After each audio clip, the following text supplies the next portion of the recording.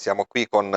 i colleghi Monica Centanni e Giovanna Giardina e con la preside del liceo classico Nicola Spedalieri e con una giovane studentessa per parlarvi di un'iniziativa culturale che stiamo portando avanti con il Corriere della Sera. Si tratta di una collana progettata in 24 volumi, sono tanti volumi quante sono le lettere dell'alfabeto greco. Il suo scopo è quello di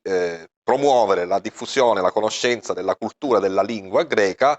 presso il grande pubblico. La collana infatti è concepita per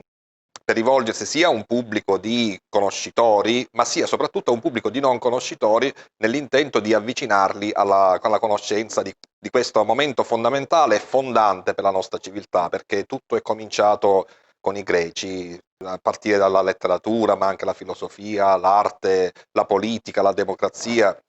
Sono tutte parole che appunto noi troviamo e che abbiamo messo come titoli di questi 24 volumi, perché abbiamo voluto scegliere una serie di argomenti che fossero fondamentali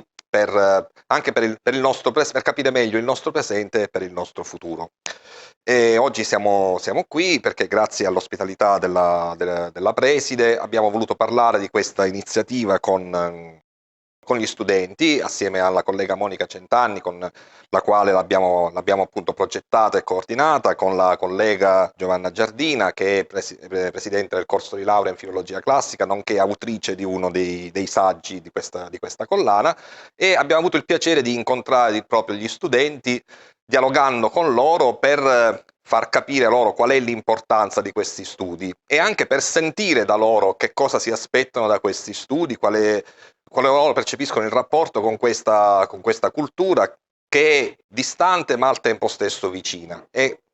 quello che ci ha fatto grande piacere è notare in loro un grande interesse, nonostante spesso si dica appunto che le giovani generazioni sono un po' distanti, che hanno difficoltà ad accostarsi a questo